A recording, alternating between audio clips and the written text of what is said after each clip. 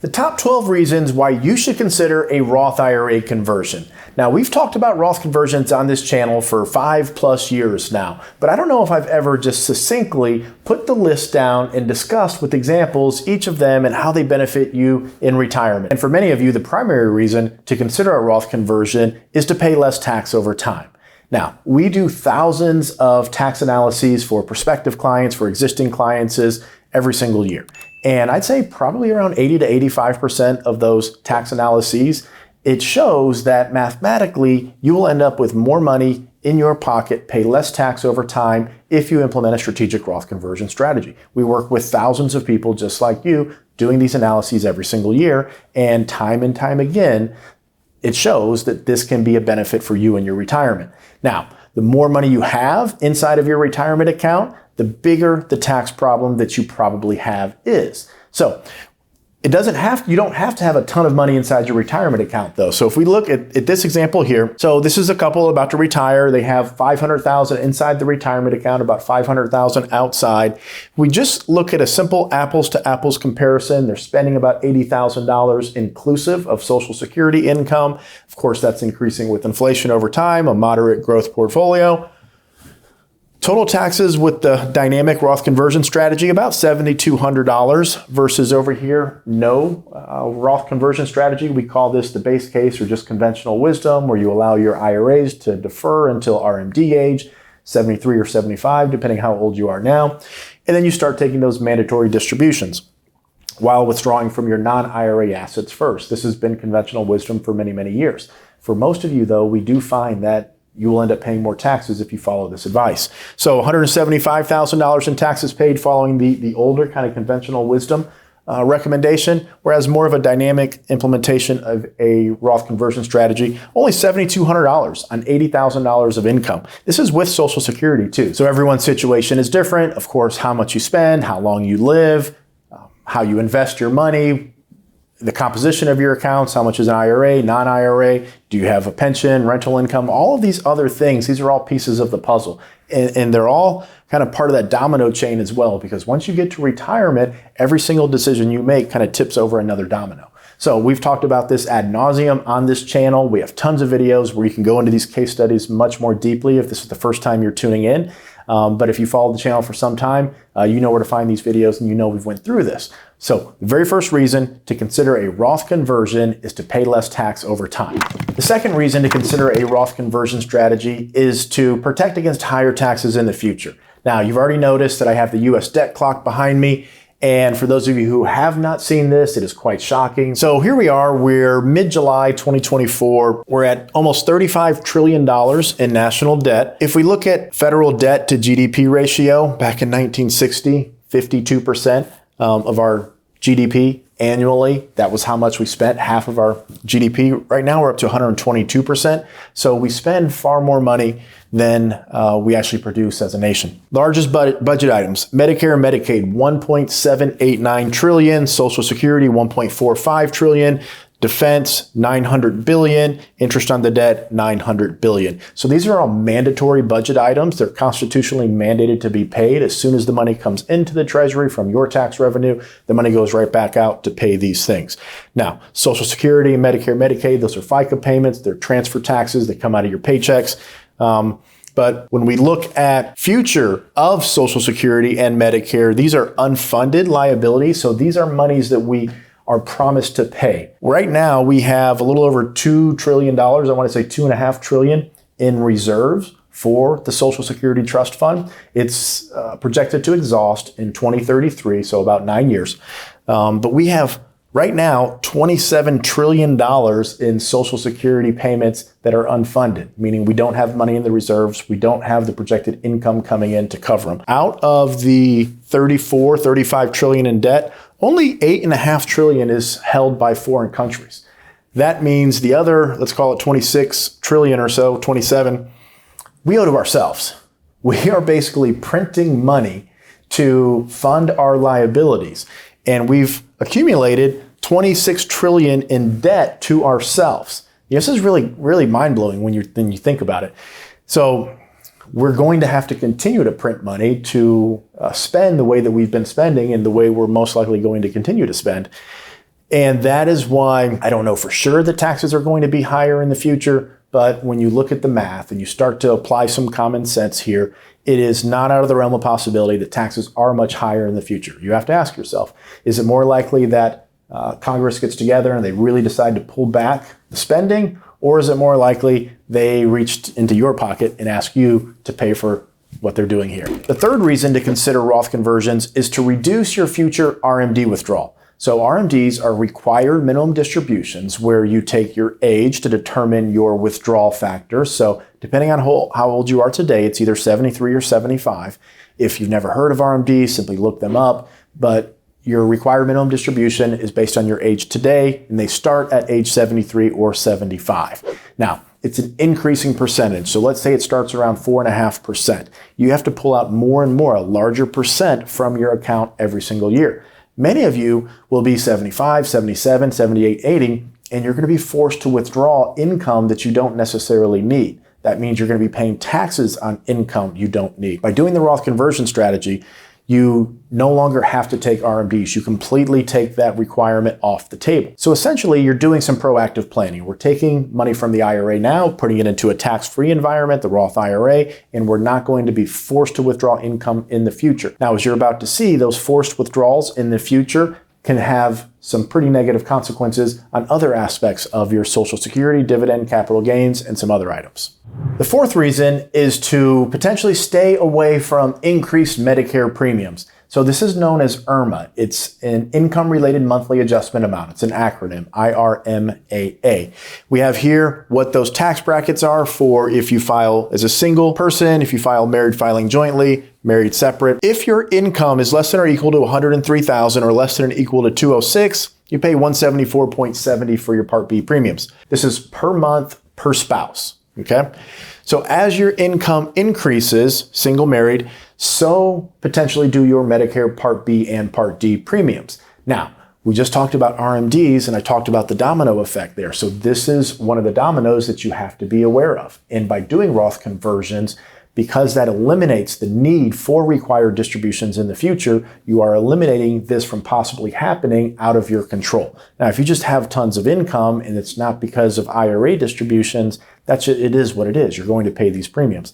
But too often over the years, we've seen people who come in and they say, Troy, I've been working with XYZ for so many years. I just found out about these IRMAA things. I can't believe they didn't plan for this. Can you do anything to help me? At that point, it's typically too late unless you do some pretty big conversions or just spend a lot of the IRA at that time. Roth IRA distributions are really, really cool. They're a special class. They're very unique when it comes to tax-free income. They're superior to municipal bond income because they don't increase your modified adjusted gross income, which is used to calculate not only this, but the taxation of your dividends and capital gains and other items in the tax code. The fifth reason to consider Roth conversions is you can potentially reduce the taxation of Social Security. Now, what we have here is a itemization of someone's 1040, so your personal U.S. tax return. Okay, you're retired, no wages. We have about $15,000 of municipal bond interest. We have about $15,000 of dividends, qualified dividends, $30,000 of IRA distributions, and gross Social Security of $40,000. Taxable Social Security is $34,000. Social Security is a preferentially taxed income. If you manage it appropriately, you can potentially reduce the tax that you pay on it. So once you cross certain thresholds, if you're married filing jointly or single, these thresholds are different, but once you cross certain thresholds, up to 85% of your Social Security can be subject to income tax. Now, because the way the tax code is written, and the easiest way to think about this is a net, right? If I take a net and I throw it out into the ocean floor and I just start dragging it in, I'm going to pick up a lot of different things in that net. They're going to come on the seafloor. The tax code is very similar. The different sources of income that you have, the IRS is essentially throwing the net out there, and based on the character of those sources of income, you can drag other items into a state of taxation that otherwise would not. So if instead of having this IRA distribution being $30,000, if we had previously converted to a Roth IRA, and I make this zero because, again, Roth IRAs are income tax-free, look what happens here to our Social Security. It went from being $34,000 of it subject to income tax to now only $18,000 of it is subject to income tax. Now, come down here, our total tax liability, $155. Without that IRA distribution, we pay basically zero taxes, $155. Now we're paying $7,742 on taxes, even though our marginal rate is 22%, it's actually 25.8% we're paying on that retirement account distribution. Now, again, stay with me here. It's how the tax code is written, and this is how that net works. So we're dragging more items into a state of taxation that were otherwise not taxed. So we're now paying tax on Social Security. We're now paying tax on dividends, and we're also paying income tax on that IRA distribution. So even though it's 22% on that IRA distribution, because we're also paying taxes on these other sources of income we previously were not, we're increasing the overall effective tax rate of that distribution. Let me show you. Okay, what we have here is a visualization of that net dragging more sources of income into a state of taxation that previously were not. So the pink represents Social Security, the red represents the taxation of dividends, and then the blue down here is ordinary income. So that's the character of various sources of income and which tax rules they are subject to. So down here on the x-axis, we have each incremental $1,000 of more income. So as we have $1,000 more of ordinary income, we start to see things get dragged into a state of taxation, and this is actually called the tax torpedo, the Social Security tax torpedo. I don't know who came up with that. I talked about it on a webinar probably 7 or 8 years ago and got a lot of positive feedback from that because no one had really ever heard of it before. But it all has to do with this net dragging more income into a state of taxation. So, real simple, we pull, let's say, $5,000 more out of the IRA. Well, 10% of that is going to be taxed ordinary income tax rates. That is the actual IRA distribution itself. It's taxed to ordinary income tax rates. We're bringing now 8.5% of Social Security into taxation. You add those two together, 18.5%. That is our total effective tax rate on that single distribution from the IRA. Just want to jump to the torpedo here. So now look what happens. If we were to pull $17,000 out of the IRA, $17,000 additional, we're actually paying almost 37% on that distribution from the IRA. And it's not because we're in the 37% tax bracket, it's the accumulation of all these other sources of income that we've dragged into a state of taxation now. So 12% would be the ordinary income tax rate. That's the marginal income tax bracket. So on that IRA distribution, that $17,000, we would pay 12% on that. Most people understand it. But now the red, we've brought capital gains or dividends into a state of taxation. So that is another 7.9%, 16.9% now on Social Security because we've dragged more Social Security into a state of taxation. All of that comes to total 36.8. Okay, I was about to move on to number 6, but Eric, many of you know behind the camera, actually asked a really, really good question here. He said, Troy, why does it go back down? And it is a really good question. And the answer is, remember, we had $15,000 of dividends. We had $40,000 of Social Security, but only up to 85% of it can be subject to income tax, no matter how much income you have. So what happens is the pink represents Social Security, the red represents the dividends. Once we've taken so much out of the IRA, we have fully 100% taken that net and dragged all of that Social Security that can be taxed and all of those dividends that can be taxed, we fully drag them in. So now they're 100% subject to their particular status within the tax code. Social Security, that would be 85% of that income. Dividends and capital gains, that's 15%.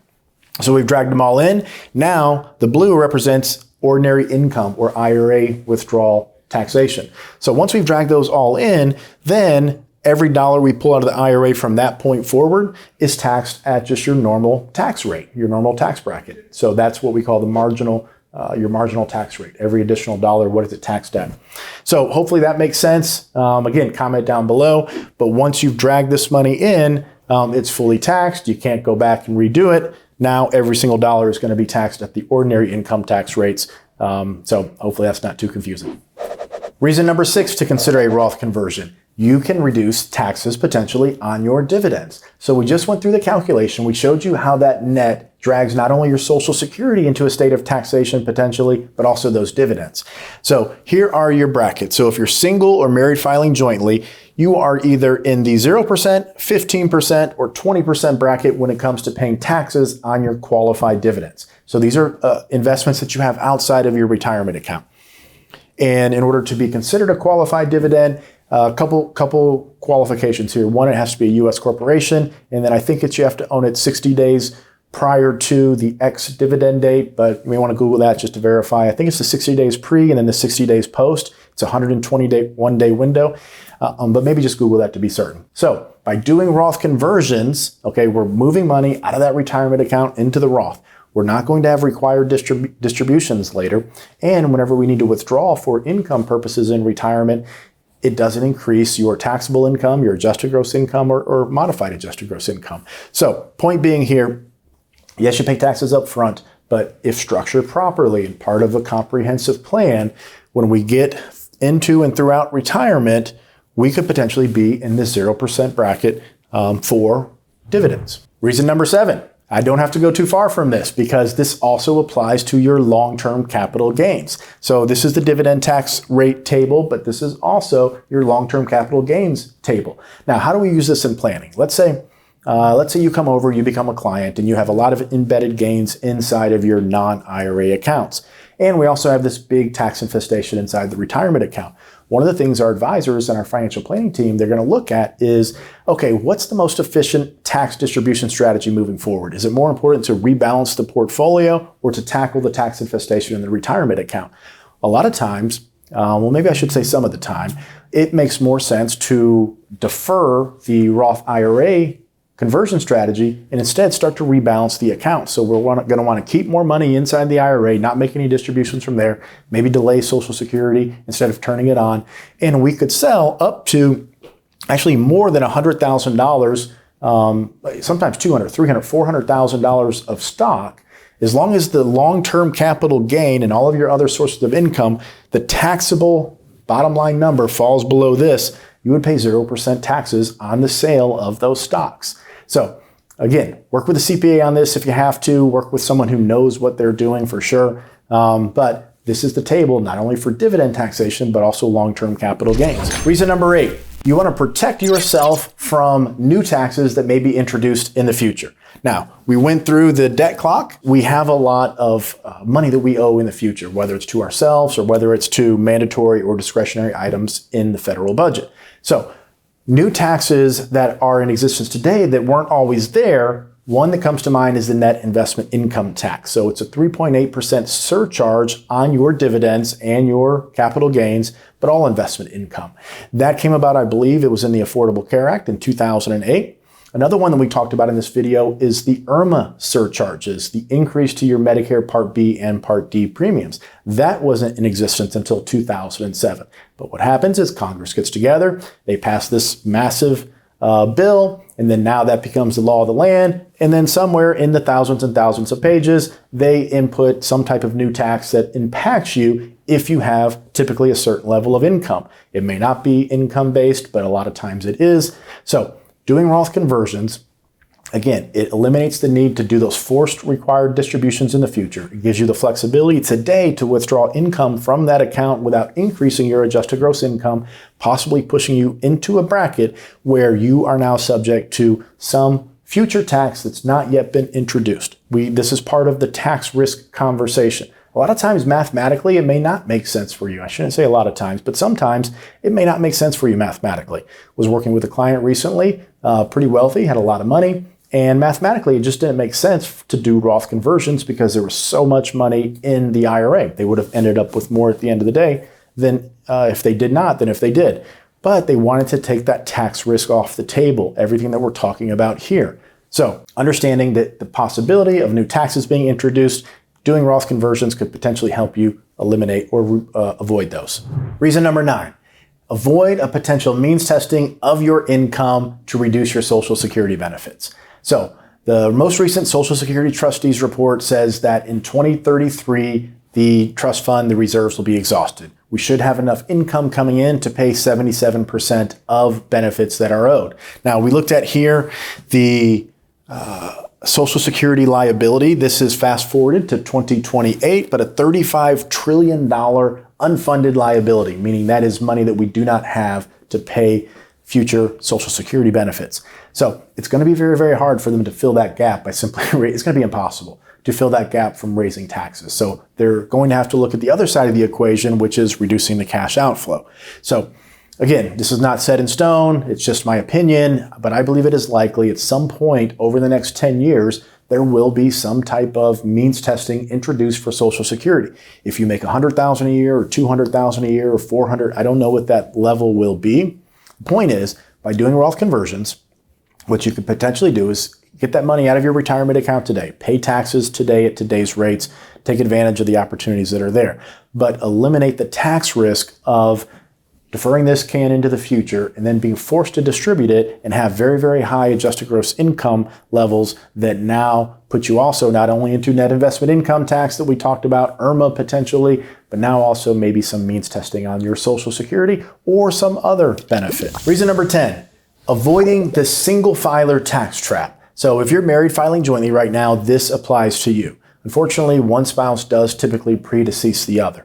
So only in the year of death of your spouse do you still get to file as married filing jointly. The exception to that law is if you have a dependent child still at home.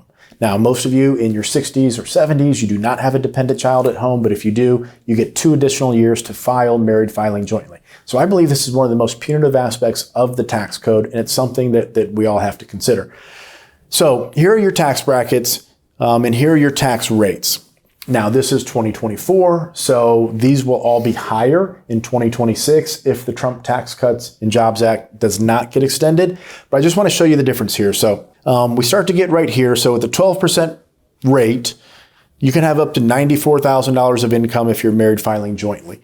It gets cut in half, basically. $47,000 is your threshold as a single filer. So you will lose one Social Security check, but a lot of times we still see, even with that loss of income, that taxes for the surviving spouse are actually higher. You actually pay more dollars in taxes because of this punitive single filer tax trap. Not only are you dealing with the loss of a spouse, all of the issues that come along with that, but without proper planning, then a lot of times you can also end up paying more taxes, or at least a higher proportion of your overall income going to the government. Number 11, leave more money to your family. So the Secure Act, this is version 2.0, but it simply says money inside your retirement account must be fully distributed within 10 years of the date of death. So if you leave this money to your children or grandchildren, then it all has to be distributed within 10 years of your date of death. The Roth IRA does as well, but the difference between the two, one is a tax-deferred account, of course. And let's say you have $1 million, your kids don't need it, they're working, they're successful, it grows for 10 years, and now it's worth $2 million. Well, they have to fully distribute that $2 million IRA, and if they are working, if they have decent jobs, those IRA distributions are going to go on top of all their other income. Now, if you think taxes might be higher in the future, let's say your kids have combined income of maybe $150,000, $200,000 a year. Now you put $2 million IRA because you gave them $1 million. They didn't touch it. It grew to $2 million. They have to take it all out. Now, all of a sudden, what are tax rates going to be in 20, 25, 30 years on $2.5 million of income? 40%, 50%, 60%? Do they live in a state that has income taxes? All questions for you to consider. Whereas if you pay the taxes now, gradually get that money into a Roth IRA, you pass them the Roth, 100% income tax free, it compounds for an additional 10 years in the same scenario. Let's say the $1 million grows to $2 million. They take the full $2 million out, no income taxes, whatever. It doesn't increase the tax on their salaries, wages, other income that they have. They fully inherit that $2 million.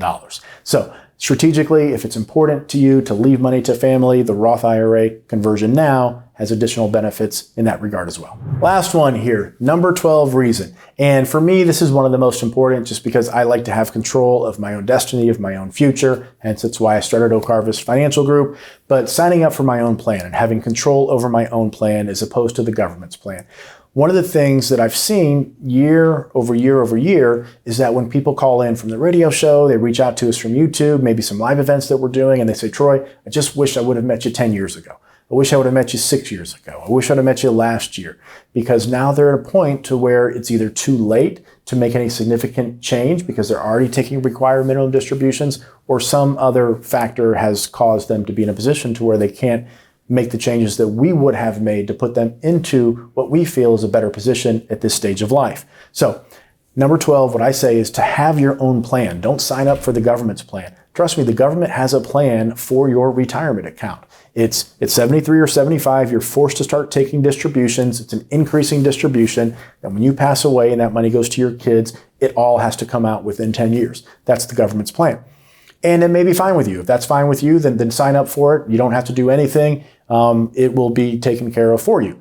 But I'm the type of person, I like to have my own plan, my own strategy. I like to optimize things. I like to be in control of what I can control. And these are very simple things that I feel you can control as well. So for me, one of the most important, just to have a plan that I am following, that I can put myself into a better position. So I hope these 12 tips have helped open your eyes in understanding how Roth conversions could potentially benefit you in your retirement. Let's hear what you think. Put them in the comments down below, and we look forward to seeing you real soon.